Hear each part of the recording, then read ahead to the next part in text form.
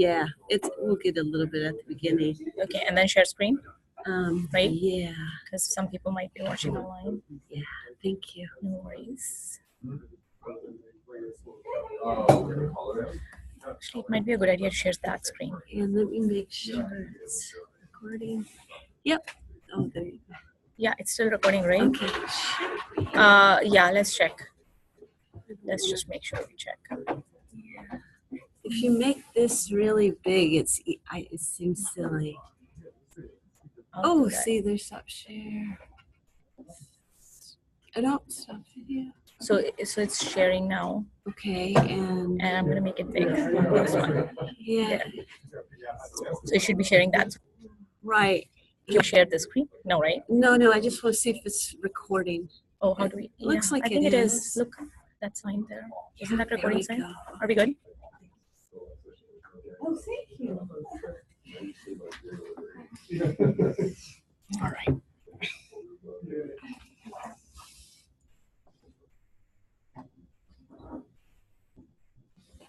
Okay, we still have 2 more minutes, so we'll give it another couple of minutes for people to join in. Hi. Hi.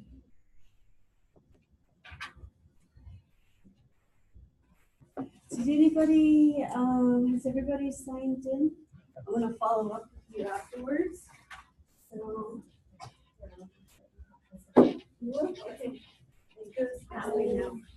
Hi, there's extra chairs. Welcome. Yes, please. You're most welcome. Okay. Hello. It's been a while. How are you? Where are you now? I'm with ITS. Okay. Yeah, they have you. I moved on into a new role now. Okay. Yeah. In UC 201.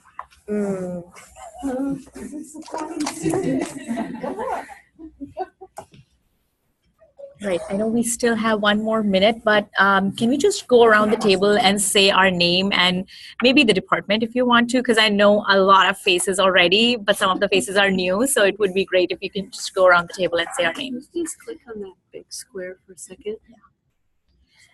Oh, that's okay. Go ahead. Do whatever you need to do, Lynn. Okay, sorry. Yeah. I have to interrupt Prachi. No worries. I'm Prachi, and I'm working with ITS, and my department is PMCI, Process Management and Continuous Improvement. So we go around this side. I'm Ryan. I'm with ITS, and I work in the project portfolio management. Oops, it went forward. Go ahead. I'm Fadi. I'm with biology and some system administration. I'm Justin. I work in ITS within customer engagement. Brett Sullenberger, operational strategic initiatives. Sarah Danford. I am with extended service. I'm Sean Castelli from finance.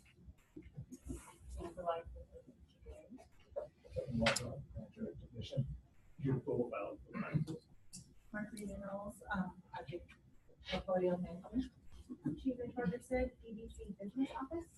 I am the business services. Kevin Del Maestro, academic personnel services. Bill Cosmo, business services. Tiffany Tom from ATS. Tracy Step from Business Services. Jane Villanueva, Student Business Services.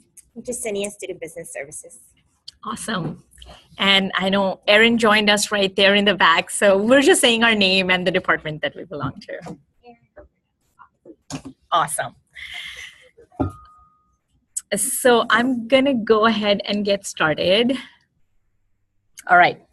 So today's session is all about making project planning a success. We all work on projects, whether they are at work or in our personal life, but we all work on initiatives that have a limited duration. Basically, what a project is, an initiative that you undertake that has a beginning point and an ending point. So it's not something that's ongoing. That usually becomes the category of operations, and that's how a project is different from an ongoing service or operations. So not wasting a lot of time, just going to dive straight into how to make project planning a success. But before we go there, I want to just kind of give you a highlight of what our agenda is going to be today. So I'm going to give you a brief background about what we are going to talk about here, some concepts on how to make that project planning happen in the methodology that I'm going to discuss today. We're going to practice some examples. We're going to go over some of the metrics that are going to help us, and some of the key project reports, again, that help us look back and say how well our project planning was, or how it can help us for projects in future. And then we'll go over some of the benefits. So take a second and look at the screen over there and the thought process that's going on. And raise your hands if you've ever gone through that thought process, or if you've ever found yourself thinking that way. Same here. I being a project manager for so many years, I still have that thought in my mind, especially when you're trying to juggle many projects together at the same time. You already have something, that's a fire that needs to be taken care of right away, and then you're being talked about another initiative, and then yet another one, and you're thinking, which one is the bottommost on my priority list, and maybe I'm going to hold off on that one and get started with it when the project actually gets started. But how successful is that? How comfortable do you feel when you go ahead and start that project when you've not had the time to sit down and really let that bake into your mind, and you've had that time to think through, what is it that we're embarking on? What is it that we're trying to do here? Do we have all the key players that are going to make this happen? And go through that really kind of thoughtful process of planning upfront. Welcome. Come on, join in. Because if we are failing to plan, what are we doing? And hence, so we all have heard about this, and we all know just by that sensation of discomfort that automatically grabs us when we step into a project unplanned or less planned or less prepared than what we would have liked to be. There's lots of methods of project planning. There's lots of methodologies that are available out there, and many of you may have created your own methodologies over a period of time based on the teams that we are dealing with, based on the clients that we are dealing with, based on the working environment that we are dealing with. We may have created a lot of methodologies that may work for us, that may not work for us, but we're experimenting and tinkering along the way. I'm going to share one methodology today. And this is not to say that all other methodologies are not good. This is one methodology that we've tried and trusted, and it has worked for us at ITS. This is something that we've been successful with, and we believe in it wholeheartedly.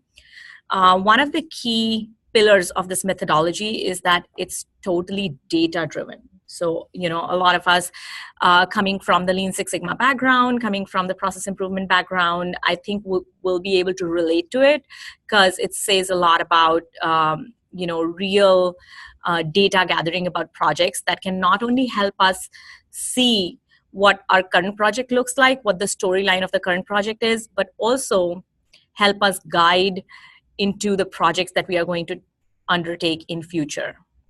So we can use the data. We want to be able to use the data that we're collecting through the projects that we are undertaking right now, and we want to be able to use that data meaningfully and as like lessons learned for our projects that we handle in future.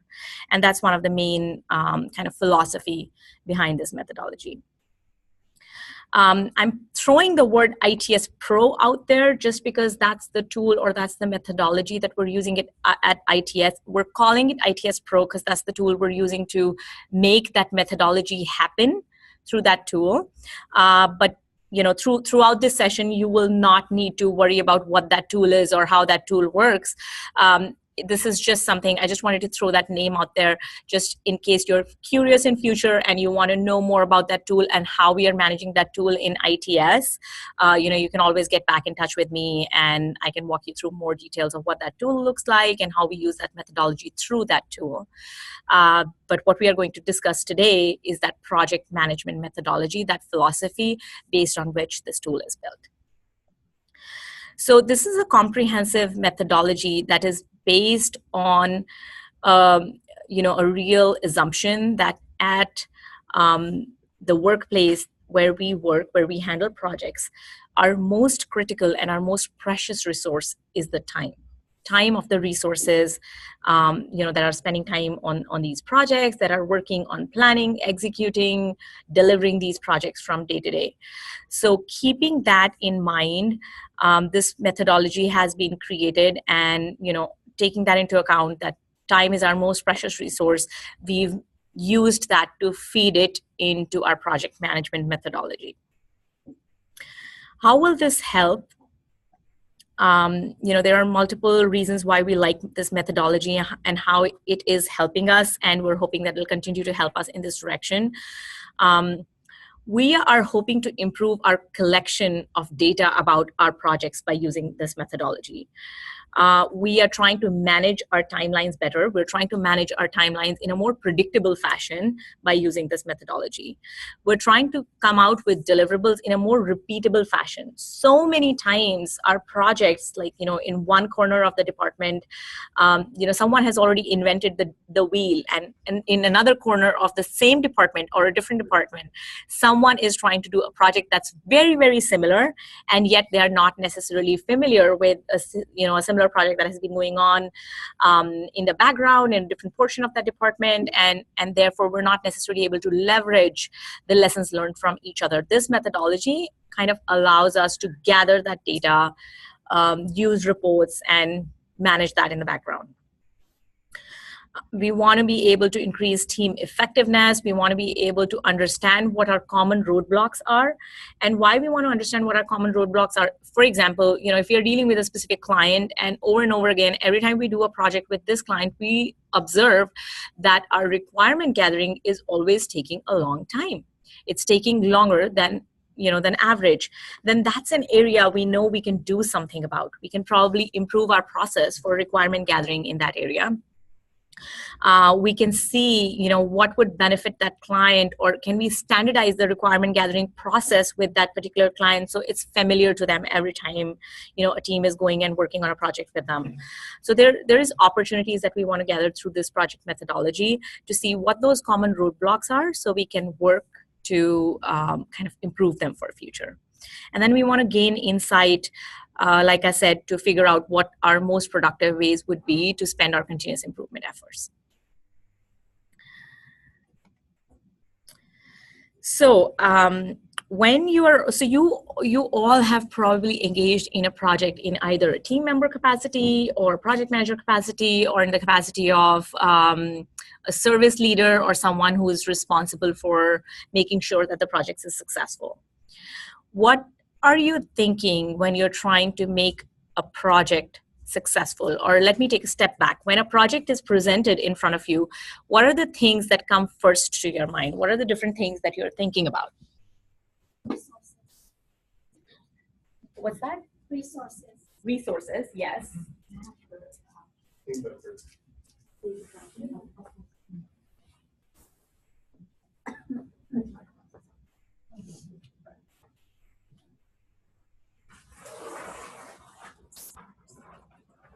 Okay, so I heard resources, and then there was one more. Team members as well. Team members? Yeah.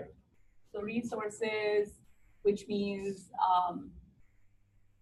team members is kind of included in it, right? Stakeholders. Stakeholders.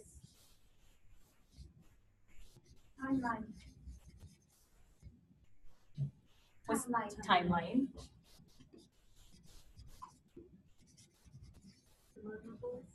Deliverables, good one.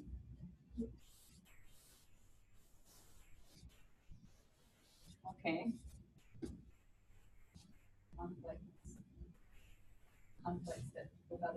Conflicts with other teams. So interdepartmental interests. No, more just other projects that may, conflict with Make compete for resources and time and team members. Okay. So conflict of resources. Okay. What else? Well, what about conflict of if your project interferes or affects another job or another issue? then you have to fix that issue next. Like, yeah, dependencies. Of team members. So the same team member is working on a project as well as another urgent issue comes up, and then they have to probably go fix that. So that takes time away from the project. More like, let's say you're fixing your whatever project you're in your office, and then that, like for example, we work with financial aid. So if we fix something internally that they run a job based on our schedule, then that affects their job now, and they have to update their job now. So dependency of timelines on each other's. Other departments. Right? Yeah. So let's say timeline and also dependencies related to that. What else? Budget. The budget. The budget, yes, that's an important one. I think we're kind of really getting it. We're painting a good big picture. What else? I'm missing a couple of things that I'm kind of waiting to hear. I'm thinking the ultimate vision, the goal. Good. So what the goal of the project is. And then close together with that, I'm going to say a word out there, scope. What the scope of the project is. And sometimes just as important as it is to find what the scope is, out of scope is almost equally important, if not more. Otherwise, your project can just go on forever unless you identify what is in scope and what is out of scope. What else? Anything else that I might be missing out? SWOT analysis, yes, that's where we're getting into the tools of how to manage that opportunity. What are the threats for that opportunity? Is it good timing for that project? That kind of stuff. So yes, it's a really good, powerful tool to start your project with, to figure out if this is the right timing for us to do it, if this is the right opportunity we need to be embarking on. That's a good tool. What else? Requirements, yes, absolutely. So we're in that ballpark or maybe further down the line.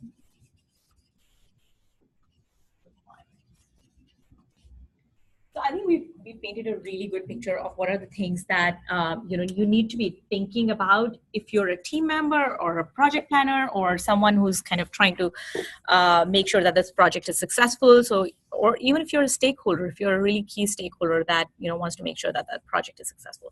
So you really kind of nailed it in terms of what are the big picture, big ticket items that you would be looking at when you are standing in a place where we are about to start working on a project. You would want to get all that information up front before even starting that effort. Some of these items like requirements, like you need to know what the high level goal is for that project or the high level requirement is, but the detailed requirements you can get into that once the project has already started. But I think most of the other items you would want to get a good knowledge about them even before embarking on the project. So the question is, how do you do that? How do you do that in such a way that, one, you're making sure you're not missing out on any of these items, and two, you have your stakeholders, your executive sponsors, or people that are going to be engaged in making sure that, that are interested in making sure that the project is successful. They're all familiar with what the output of this project is going to be. They're all on board. So that's what we'll be getting into now. We start a project at ITS. We start a project with a project charter. Project charter is like a really high level kind of 2-page document that captures all of what we wrote down on that chart over there. That captures like the high level goal of what this project is, the high level timeline, expected timeline of the project. What's the scope of the project? Who are the key stakeholders?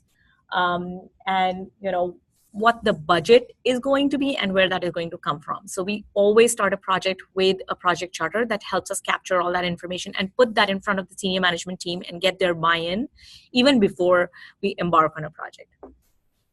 Once we embark on a project, some of the, and you see that some of the key components that need to be a part of the project even before we get there is a project charter. The next one is deliverables. What are the high-level deliverables of a project that we need to be, kind of familiar with? We need to break out our project into big chunks. What are going to be those big deliverables that we can package and deliver to the client, whoever that client is? It could be an internal client in many cases, when we're dealing with an internal project. But whoever the client of the project is, can we give them those packages of deliverables from time to time to make sure they're able to see how the project is progressing? So when we're talking about deliverables, think of let's say, for example, when we are gathering requirements, we're doing this process of requirement gathering. But what is our deliverable at the end of this exercise? Our deliverable is a requirement gathering document or requirements document, right? So we can deliver that package to the client, validate it with them, and make sure that we're on the right track. So whenever you think of deliverables, think of something tangible. Think of something that can be, verified, that can be looked at by someone. So that way we know exactly what is it that we are shooting for in this project. Sometimes we think of, okay, we need to do testing in this project, but we don't sometimes go to the extent of thinking, what is the end result of this testing? What is it that we're trying to get out of this testing? What is it that we're trying? What's that?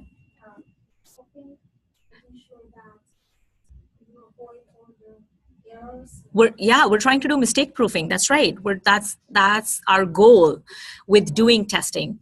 So our deliverables on like the testing piece are probably going to be towards the preparation of it. It could be a test plan document. It could be test scenarios that are put together. And towards the end of the testing, our deliverable could be a QA verification document that, a QA check has been done. So we try to think of our projects in terms of deliverables, not in terms of activities that need to be done, but deliverables that need to be done as a part of that project.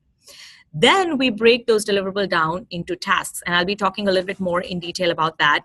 I just want to throw those names out there on the board. So just want to reiterate that at ITS and where we are using this methodology, we call the deliverables objects. That's a different name we're using for deliverables, and I'll show you why, and I'll show you the, the background behind it. And then we also want to capture the key milestones, and I'll be going in detail and discussing what these milestones are, what's the best way to capture them. So the methodology that we have, like I mentioned before, there's this tool called ITS Pro that we're using to manage this project management methodology, and we have projects that run based on agile methodology, that run based on waterfall methodology. We collect a lot of metrics. So each one of these items that you see over there on this slide can ignite some really great discussions, and can be really valuable, and we could go in detail to discuss each one of them. But today in this session, I'll be focusing primarily on the project methodology, the phases, the tasks, the objects, and what that methodology looks like that helps us put the initial project plan together. So coming back to the key components of that project plan, or the key components of our project methodology, one of the key components is the object. Like I said, it's nothing but a project deliverable. We try to make sure that all of our objects are nouns. Like I said before, we always try to think of it from the point of view of what is it that we're trying to deliver at the end of this activity. Whatever activity we think is important for us to do in that project, what is it that we're trying to come up at the end of it? When we answer that question, our litmus test to make sure that we're really thinking deliverables is that we're thinking in terms of nouns. Like, we're not thinking requirement gathering, we're thinking requirements document. So, that really kind of drills that concept in, that we're thinking about deliverables, we're not thinking about activities. So when we are thinking about deliverables, the question that you want to answer yourself is, what is being delivered? Not how it's being delivered, not what are the activities that we need to do to deliver it, but what is being delivered at the end of that, when that object is created, when that package is created, what is that package that we are delivering to our client? Is it tangible and concrete? We want to make sure that it's a tangible object. It's a tangible deliverable. Can you think of any deliverables on your project that you might have dealt with before? Any deliverables? Any one of you wants to share? How about like an email notification? The ability to, The ability to email. So your deliverable here is that you want to create a functionality. You want to create a functionality that allows for the email notifications to get triggered. In order to create that functionality, I'm going to decompose that and go back a little bit further. So in order to create that functionality, you would probably be writing a program. You would be writing a code, and then someone would be reviewing that code, and then you would probably be testing it and then deploying it, right? That right there is multiple objects and multiple tasks. So I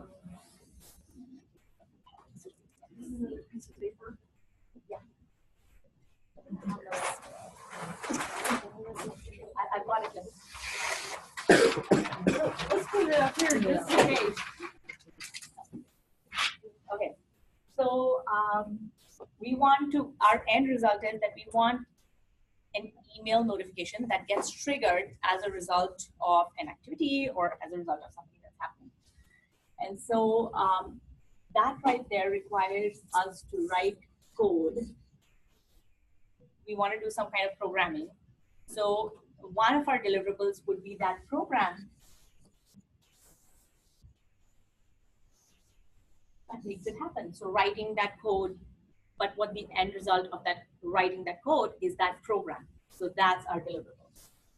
Our second deliverable would, in this case, would probably be a test case. We will create a test case and that test case would probably require some test data and some test activities to make sure that this email notification is working, right? So you will create a test case or a test plan together to make sure that we have tested it properly. Another deliverable on making sure that this project is successful would probably be a user document, like a training document. You would want to have a training document so people know how to use that entire functionality, right? So you would probably want to have a training doc.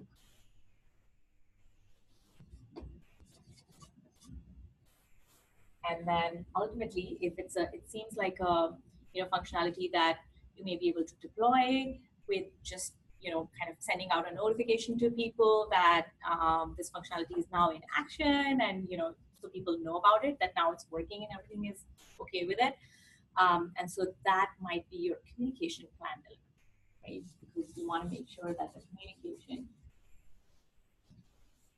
about that functionality is happening, right?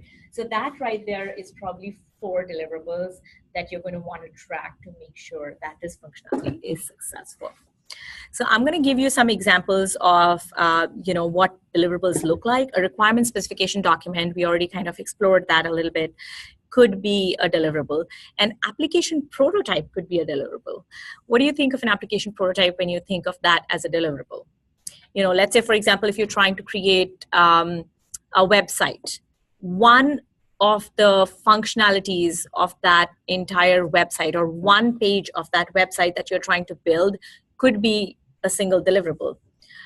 If there's already a website that already exists and you're just trying to change a functionality in it, and that's what your project is, then your project is focused on kind of updating or redoing that particular functionality, and then that's what your deliverable is. That's your application prototype. You would want to build a prototype before you deploy it, right? And so that could be your deliverable.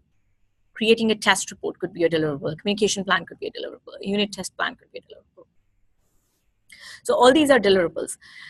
Now I want you to kind of explore a little bit more about why we are so particular about creating deliverables and what are we trying to glean from it, basically.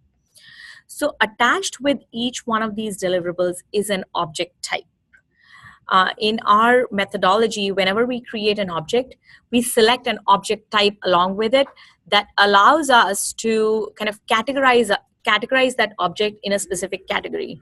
So for example, the project that I'm working on, my object on that could be my application prototype, which could be, my object is, let's say, the functionality to make sure that the email trigger is sent when X happens. That's my application prototype. But what kind of an object type it is, what's the generic category that I will categorize that in? That's the application prototype. So for example, if you see here, you may not be able to read this, but what I'm trying to show here is that we have collected a set of generic object types, and so I'm going to read out some of them. For example, microservice, UI report, a UI screen, a BI object, a data movement object, a document, which could be a project charter document, a requirement document, a design document, a project plan, a test plan. So a lot of these object types that you see out here, they are usually common objects or common deliverables across projects. So we've come up with this comprehensive list that we feel more or less generically covers the kind of objects or the kind of deliverables that we create at ITS. So the objects or the deliverables on each project could be unique, but then they can be categorized in a category, in one of these categories that that is generic enough, but at the same time it provides enough information about what deliverable we're talking about. And how that helps us is that, you remember what I was kind of mentioning earlier, that we want to be able to leverage the information from many different projects, and we want to be able to use that for projects that we do in future. So how it helps us is that when different object types are mapped for each project, we have a project X here, we have a project Y, we have 1, 2, 3. So we have different projects here. Each one of them may have different deliverables on it. So for example, on first project, one of my deliverables is statement of work, but it can be connected to the object type project charter. So statement of work is nothing but something very similar to what we call as a project charter. It has the scope in it, it has the high level goal of the project in it, it has the stakeholders in it. So we connect that to the object type called project charter. Similarly, for another project, we may be calling the project charter something else, but we can connect all of that to the object type called project charter. We can probably, on my project, probably I call my design documents as, architecture documents, or, any other fancy word that is required to be, that's a lingo that the project team is familiar with, and that's what they feel more comfortable with. And that's okay if that's your object or that's your deliverable on that project, but in the background, it can be connected to the design document. So every project, more or less, a lot of projects that we work on will probably have a design document if it's a project that's a new implementation or it's a new kind of functionality. It will probably have a design doc. So all of these object types are more or less generic object types that different deliverables from different projects can be connected to. Not every project is going to have every single object type that we have in the background in it. My project may just have 5 object types. Your project may have, like 10 different objects that can be connected to 10 different object types, and that's okay. What we are trying to do is we are trying to gather information in the background. We're trying to create a database of information that allows us later on to see how much time did we spend as an organization on doing something like requirements gathering. When we are collecting all this information about each individual project, in the background, it helps us to pull out reports and kind of gather information and glean data about how much time as an organization we're spending on, let's say, creating a supporting document or creating training documents. If we realize that, oh my gosh, this looks like something that we're spending a lot of time on, maybe we can take help from our training department. Maybe we can put together a team of experts that can, help all the projects put their training documents together. So it just helps us in the background to collect information about how are we doing as an organization in our projects. what's the different data points that are relevant to us and that are important to us? How are they really transpiring in real life on real projects? We also have another metric that we capture, object complexity. So depending on how complex or how simple that object is, that also is an indicator of, it's a good indicator for us to capture how much time so for example, for an object, we are collecting how much time are we spending on this kind of object. But requirement gathering, let's say, for example, could be complicated on one project for multiple reasons and could be less complicated in another project. For example, if it's a technology that we've already worked on before, the team is already familiar, already ramped up about that technology, they've used that method before, they've used that functionality before, they know exactly what to do. In that case, the object would probably be a simpler object to deliver. It's not that complex. In another case, it's the same team members, but now they're working on a functionality or a technology that they're not familiar with. Or, it's a new team. These team members have just come together, and it's going to take some time to kind of get to know each other, to get to know the client, and the working environment is very different. We're dealing with a totally different set of, stakeholders and users and all that. And so that can contribute to making the same object, which was, let's say, requirement gathering, a more complex object. So we like to gather information about how complex or simple that object is. So later on, when we are pulling out reports or when we are doing assessment, we can take that into account that, usually as an organization on gathering requirements for any complex objects, it typically takes us X amount of time. So later on in future, when we are doing projects, we have a more predictable timeline. When we are putting estimates together for our projects in future, we know that in the past it has taken us X amount of time for putting complex requirement documents together. It has taken Y amount of time for putting simple requirements documents together. So we have a good ballpark, a good benchmark to go by. So once you wrap your head around objects, then we start breaking that down into tasks or activities. And now we make sure that all of our tasks are actually verbs, which means that we are trying to figure out, every time we are trying to put together a task, we are trying to figure out the question, how this is being delivered, right? So let's say my high-level object is requirements document. Now, I may be, as a project manager of my project, I may be thinking that for my project, it's most useful to get together with the stakeholders in a room and just gather the requirements through conversations, document it, send it to them for review, get a sign off. That's the best method for me. So that's the how.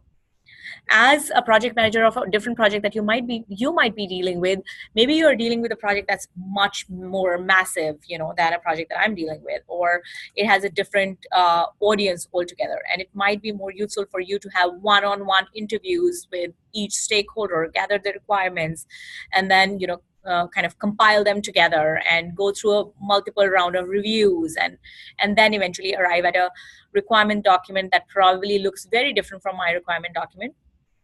And that's going to be unique about every project. And so tasks are usually unique for every project. And that's why we don't connect them in the background with any generic thing, because it's usually a very unique element of a project, and every project is done and executed differently. And so what we are trying to do here is, overall, at a high level, the object is identified and is connected generically into that database. That's going to give us more information about future projects that we work on. But tasks and activities related to each object, they are unique. They are individual about every single project. A good length that we prescribe for a task is usually between 4 and 30 hours, because, based on the research that has been done and based on what has worked for ITS, we believe that anything more than 30 hours is not really a task. It's a set of tasks. It's usually multiple tasks that we're trying to deal with. You might say that I'm going to create an article and publish that on the ITS newsletter. And that is going to take me 40 hours because, it requires a lot of research and it requires a lot of work. And then I would, as a project manager, working at ITS and being familiar and very religious about this methodology, I would probably question that, if it's going to take you 40 hours, is it really one task? It's probably a set of 6 tasks that you're trying to do, because you're trying to research that subject. You're going to put a draft together. Then you're going to send that article for review to someone. Then that reviewer is going to edit or, provide their inputs. And then you're going to kind of rework based on their review comments or whatever, and then find a date on when that article needs to be published in that newsletter. So what that communication channel is going to look like, and then publish the article. So for me, it's really 7 tasks. And how that also helps as a project manager is that if I'm looking at, or as a senior management team member, is that if I'm looking at that project and I know that this particular task of creating the article has started, but it is not ending. For some reason, it has gotten stuck somewhere. And I might go to the person who's responsible for this article, and they might tell me that, I already wrote the draft, but it went to someone for review, and that's where it's taking time. If you break down those tasks, it becomes really easy to assess how much time it's going to take for each step. And that's where we want to arrive at. We don't want ghost tasks in there that can, if I just put a task that says creating and publishing the article, there is a lot of ghost tasks in there, and we don't want those ghost tasks that don't let us arrive at an intelligent estimate of how long that task is going to take. So here is an example of how an object can be broken down into multiple tasks. A requirement specification document could be your object that you're trying to arrive at, and conducting different sessions to gather those requirements, analyzing user needs, reviewing the requirement document, and getting customer sign-off. These could all be activities. Now notice that the requirement specification document, the litmus test for it is that it has to be a noun because it's an object. And all the tasks associated with it, they're all verbs. So they all start with conduct, analyze, review, create, get. So we try to really, really make sure that all of our activities are verbs and all of our objects are nouns. That's like really a key litmus test for us to organize our objects and tasks together. Phase, I think you might, a lot of you might be familiar with, project phase already. There's nothing really unique about this one. We all know there is like initiation, definition, design, development, test, deployment, control, closeout phases in every project. There's nothing, kind of very different off industry or innovative here. The only thing that you might want to notice here is that we attach our phase of the project not at the project level. Like we would usually not say our project is in design phase or is in deployment phase. That doesn't work for the kind of agile projects that we work the agile environment that we work in. That doesn't necessarily work all the time for us. So we connect our phases with our tasks, because some of our tasks might be, let's say, for example, we've already gathered requirements for a particular piece of the project that we want to build. And the requirements for another piece are still being gathered with the client. But this piece where we've already gathered the requirement, that might have already moved into development, right? We've already gathered different requirements for this particular part of the project, and we've already moved that into development. We may have already even moved it into test, but for some of the other pieces within the project, we're still gathering requirements, and that's very common in agile projects. Like that's how we work in agile projects. We have an iterative approach, right? We create a prototype, we fine tune it, we put it in front of the client, we fine tune it again, and ultimately we deliver the final product. So what we do to make sure that that is captured is that overall at a high level, we usually won't say that our project is in the development phase, because some of the components of that project may be in the design phase, some of the components may be in the test phase. So it's not really informative for us to say that the entire project is in development phase. So what we do is we connect our phase to the task. Some of the tasks are in design phase. Some of our tasks are in development phase. Some of our tasks may be in training phase. So I think that's the part that we've kind of customized to make sure that our project data truly reflects the real picture of a project. And then we also take the time to make sure that we capture our milestones. Project milestones are usually accomplishments or planned points of time that we plan ahead of embarking these accomplishments. We plan them ahead of time, mainly to keep the client and the stakeholders informed.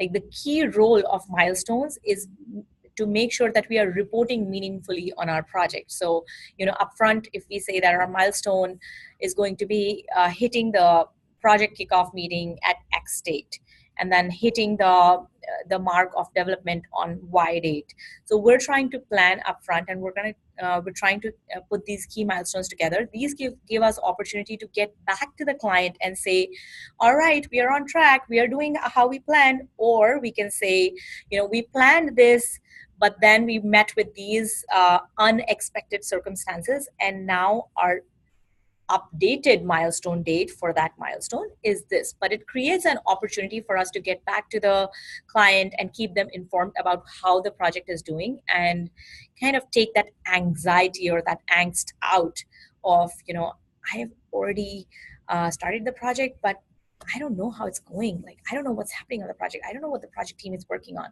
So if we have milestones put together upfront, and then we communicate the client every time that milestone date is hit, whether we are accomplishing that milestone or whether we are not accomplishing that milestone, it's an opportunity for us to communicate to the client.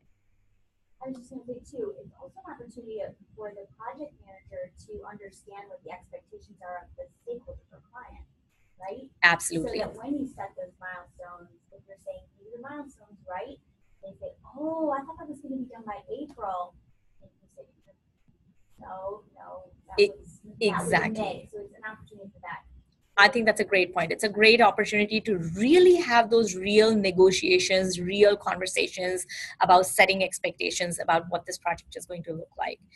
And, the previous topics that I covered, like setting the deliverables together and putting the tasks together, those help a lot in making sure that our milestones are realistic.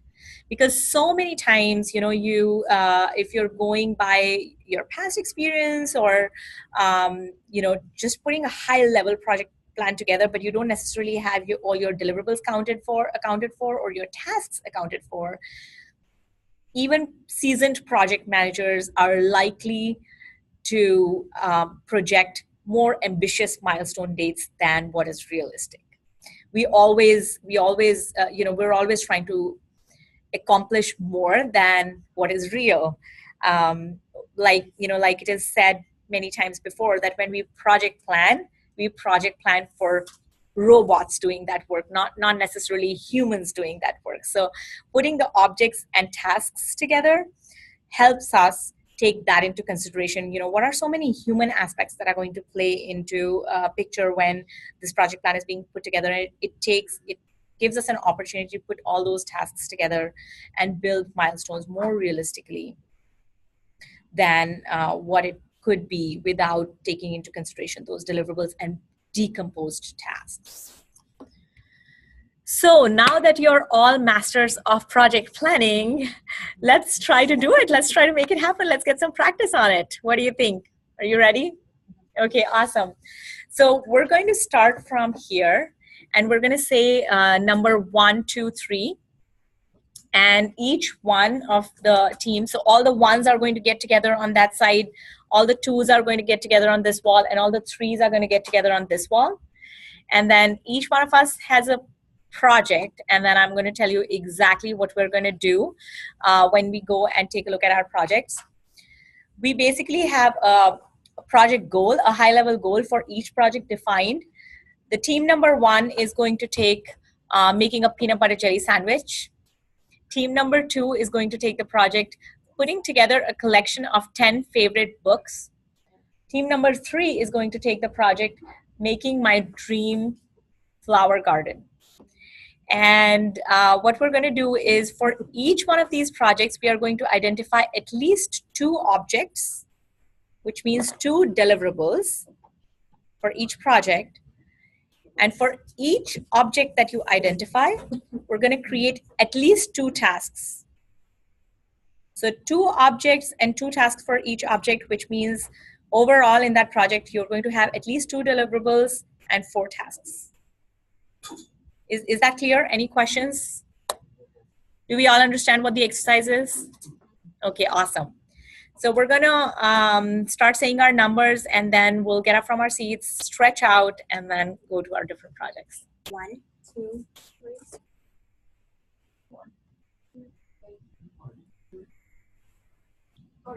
3. 1, 1, 2, 3,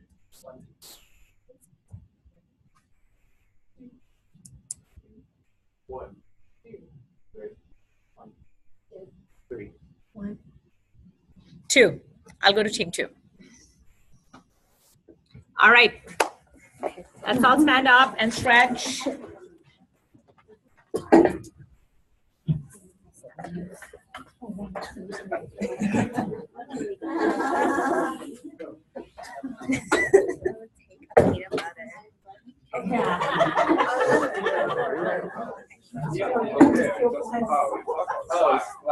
Yeah, how are you?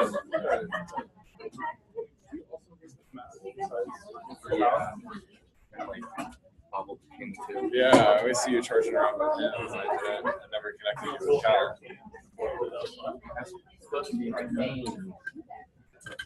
So we have a total of 5 minutes to complete this exercise. 5 minutes.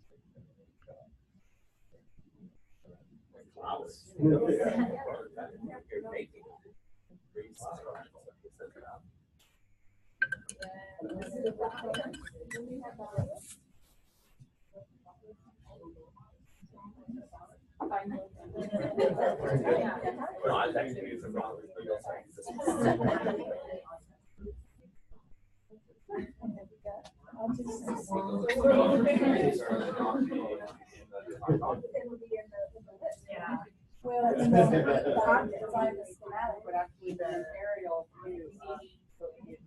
Oh, so layout on. How to build. Say, not just my, so I guess I would see this as different, if that would be a document that would have specimens, and then you have to. What has what. So we need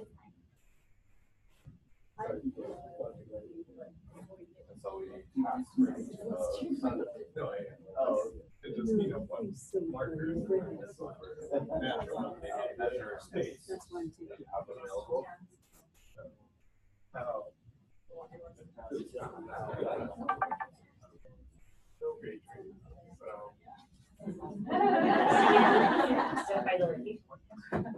That's true.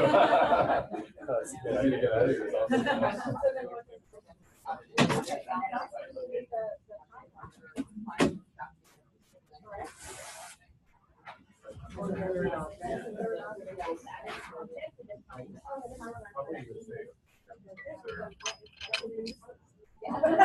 So for all the things you guys are mentioning,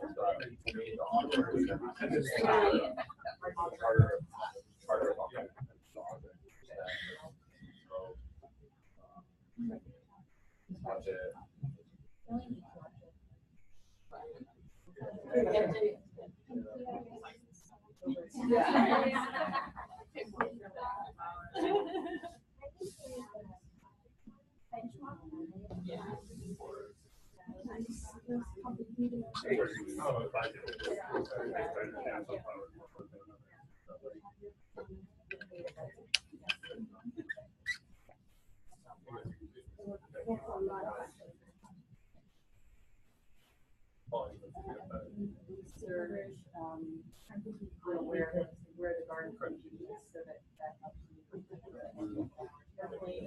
If someone is reading to you. I'm making for right now.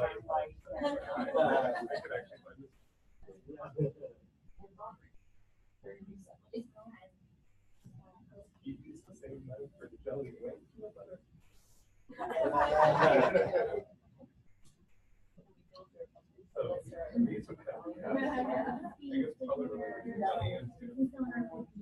had like, you were identifying with one, you want to know what is the environment that's going to drive this flower. You can see.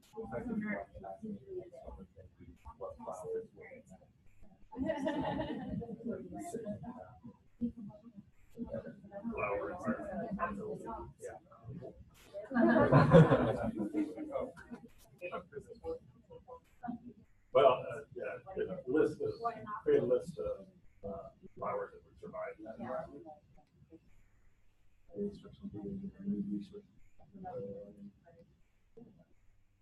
Two is figuring out, does the tropical environment, does the wooded environment, and what understand the details of the environment, applying that to create a flower. Number three. We're doing extra credit. Yeah, If you have one more.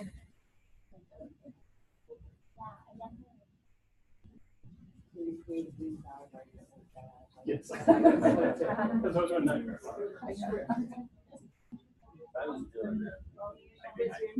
So, boss, would you be my wife? And what flowers she's like? Okay. But what we're looking for is two high level deliverables and then two tasks within each. All of them have one. Almost lunchtime.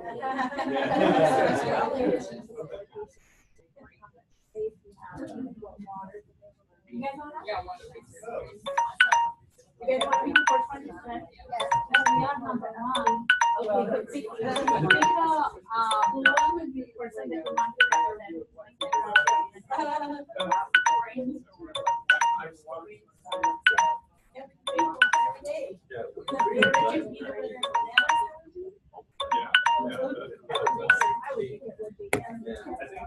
All right, guys, are we here for this one? Yeah. Okay. You may want to pick a person that will represent the team and kind of go over what you guys put together. And then we would be number two present.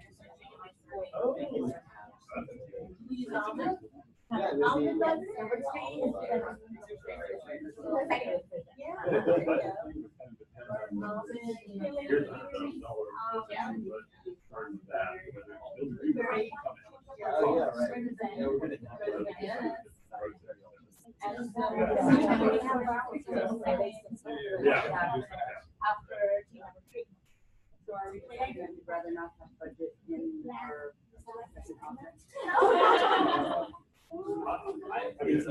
I'm just making an observation. I think that. Okay, so we're gonna have making the peanut butter jelly sandwich team present their objects and deliverables. All right, who's presenting? Who's the project manager? All right, go ahead.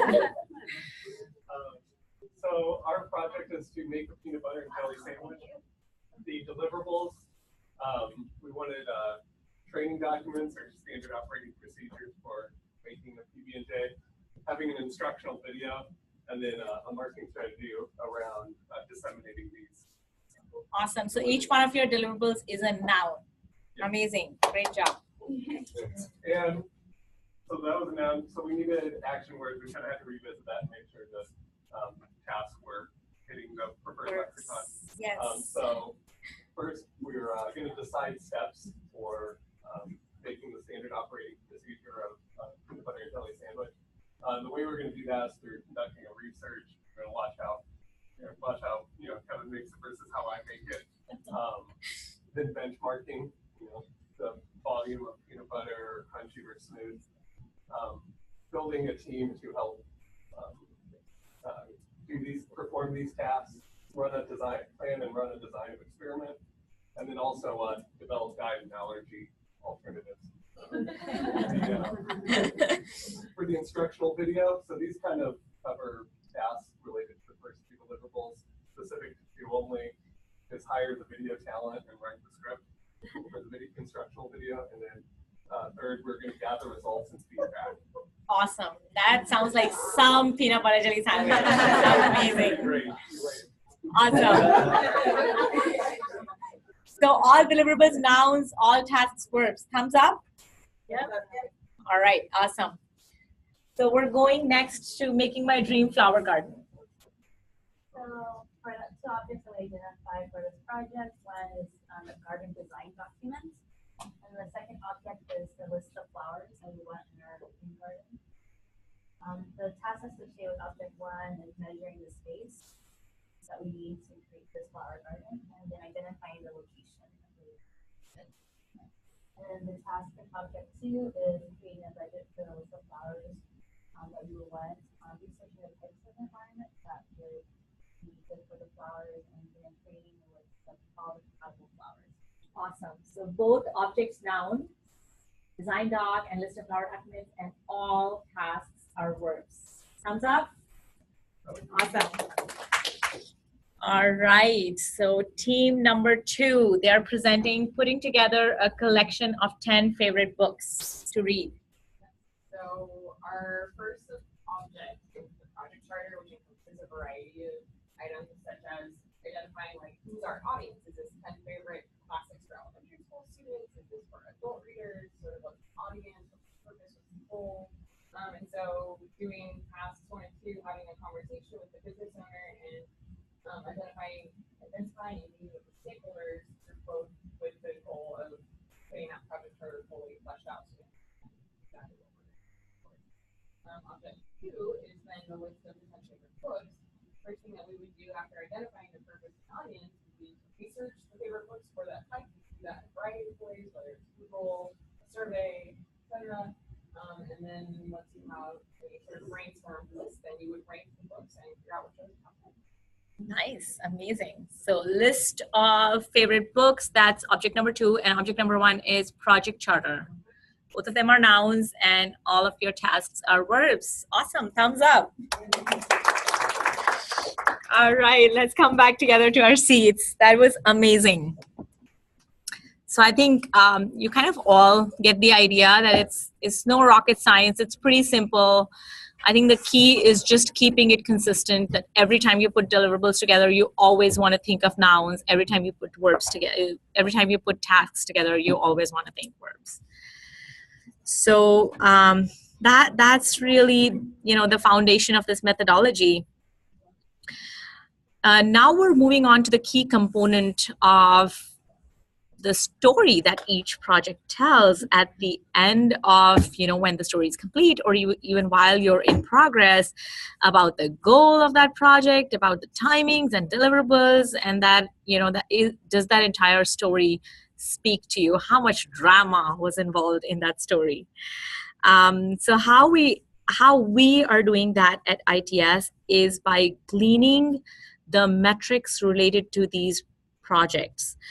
All the steps that we just did previously, making sure that we put objects together, making sure that all the objects are connected to an object type in the background, making sure that we have tasks associated with each object, and each task is always between 4 to 30 hours, or ideally between 10 to 12 hours. Like, that's our ideal range that we try to keep ourselves into, but it can extend up to 30 hours, and less than 4 hours may be good, but it might be too hard to manage, because if you have like too many tasks going on, it might become really, really granular.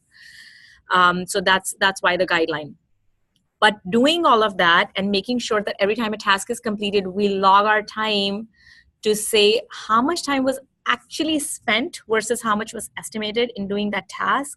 And then capturing all that data allows us to gather these metrics that you see listed up there about each project. So from time to time, it's project managers, as a part of the project manager's role, they look at these metrics, and these metrics, we look at them in form of graphs, and I'll click through some of the slides and show you what those graphs look like. But those graphs kind of speak to how the project team has been doing on hitting their estimates, how they've been doing on hitting their overall project timeline, how many times was the project plan changed? We have a metric for that too, because so many times what happens is that, you kind of initially estimate that this task is probably going to take me 10 hours. And then when you get into that task, you realize, oh my gosh, this task is no way close to 10 hours. It's probably 40 hours.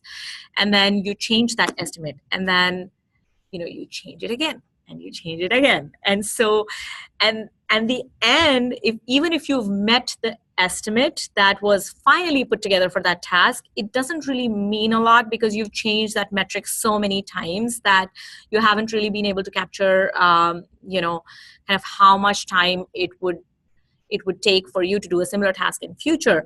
So we want to keep a track of, one, are our teams hitting the timelines that that they've initially estimated?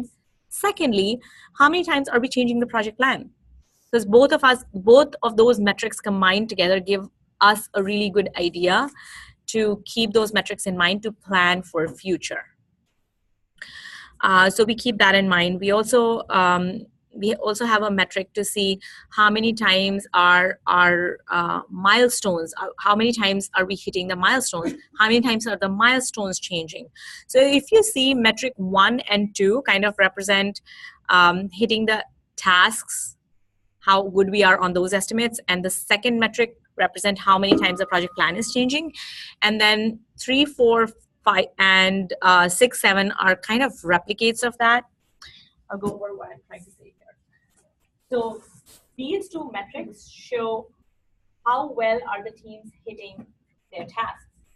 This metric shows how many times the task estimate is changing. This one shows how many times are we meeting our due dates. How many times are the due dates changing? How many times are we hitting the milestones? How many times are the milestones changing? So these metrics are kind of really similar, but they just pertain to tasks. Here they pertain to due dates. Here they pertain to milestones. This metric is kind of a unique metric, number 5. And this metric shows how smoothly or erratically the resources are spending time on a task. And what that means is that, for example, if a task is assigned to me and the estimate on that task is, let's say, 4 days, and I could equally divide my time on working on that task, let's say 2 hours every day. But in reality, what I do is that for the first 3 days, I don't touch that task. And on the 4th day, I complete that task. I'm still meeting my milestone. I'm still meeting my timeline. I'm still meeting the initial estimate because I completed that task on the due date. However, I still want to capture that data in the system because next time I may not have to, kind of put 4 days away for that task. I could get away with putting 1 day for that task if I know that this task can be accomplished in 1 day. Or, let's say, for example, it could be the other way around. If I put, let's say, an estimate of 1 day for a task, and I start working on that task, but I still spend the same kind of 6 hours that were initially planned for that task, but I end up dividing that into 3 days because there were other projects that I'm taking care of in parallel because there are other things that are demanding my attention at the same time. So I want to take that into consideration, and I want to capture that metric also so I can plan for my projects in future in a more anticipated, like in a more methodical fashion. I want to capture that data. So all of this data is what it's basically doing is it's allowing for ITS members to have great conversations about using the resources most effectively. There are resources that have, that are working like 3-4 projects at the same time, and on each project, especially when there are deadlines and there are timelines, they end up spending, let's say 10 hours every day or 12 hours every day. And when all of that time is captured in these project plans, it's a great opportunity for these resources to kind of, bring up that conversation and say, if it's happening like on a once in a while basis, it's a different conversation. But if it's happening on a consistent basis, it's an indicator that we need to put another resource and we need to plan this project more proactively. rather than reacting to it. So it's bringing up some great conversations. Just by looking at that data, we're able to plan in a more proactive manner, right, rather than a reactive manner. And we've put some calculations behind it. I'm not going to go over into the details of what those formulas are, but I do want to show you what these graphs look like that are from real life projects. You know, when you're looking at this task, you're probably, for example, you're seeing suddenly all of a sudden on 325, the line goes up. That could be, but you know, that tells a story, like something is happening there. All of a sudden, if the line is going up, that could either mean that, you know, the actual time spent is way more than the initial estimation, or it could mean a lot of new tasks were added that day. Because so many times when, you know, in agile projects, we meet every 2 weeks, we have these sprints, and at the beginning of each sprint, we add a bunch of tasks. So you start to see that on the graphs. You start to see that a bunch of tasks are added, and therefore the total estimated time suddenly goes up because a bunch of tasks are added, estimations are added. And so when you look at the overall graph, it tells a really good story about, you know, how that project is being managed. Like every 2 weeks, you almost consistently start seeing like the estimate going up because a bunch of new tasks are being added every 2 weeks. This graph kind of shows, you know, how frequently the project plan is changing. This is V3 and V4, which means the variance between how frequently we're hitting the due dates on the initial estimate date and how frequently these are changing. So the line on the bottom shows how frequently it's changing. So that gives us a pretty good idea, you know, about how these graphs look in comparison to each other. Because you could make one of these graphs look really good. Like if you, you know, if you could have a due date on a task and you keep changing that due date based on when you actually accomplish that task, you could make one of these graph lines look really good, but it won't mean anything unless we also have the information about how frequently that is changing. So I know we're over time, but I just wanted to click through some of these graphs and show you what they look like. And if you have any questions, please reach out to me after the session or email me anytime that you want to reach out to me. My email information is shared in the invite, so feel free to reach out to me if you have any questions. Thank you. And, we will be advertising the April event. When events, we've got quite a number lined up, but we encourage all of you to step forth and say, hey, I'd like to run an event. We'll get a room. We'll provide you with resources. We really just want you to share your expertise. That's what the community practice is all about. So please reach out to me, Linda North. Please send me your presentation project. It'll be posted along with our recordings as best they are on the BECoP website within a day. Okay? And thank you so much. Thank you, Prachi. Thank you so much for attending and making time for this meeting today. Thank you. Thank you. Have a good one. Lynn, can I stop the meeting?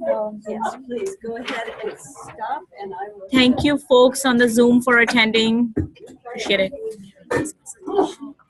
Thank you.